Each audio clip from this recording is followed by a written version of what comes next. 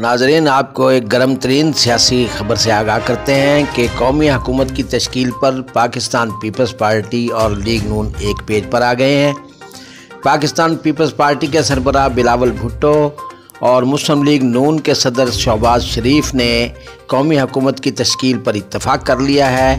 اور بلاول بھٹو نے شہباز شریف کے قومی حکومت تشکیل دیے جانے کی تجویز کو تسلیم کرتے ہوئے اسے پاکستان کی معیشت اور مسائل کے حل کے لیے بہترین قرار دیا ہے۔ ادھر میاں نواز شریف نے بھی مولانا کے استعفوں کی تجویز کو بھی مسترد کر دیا ہے،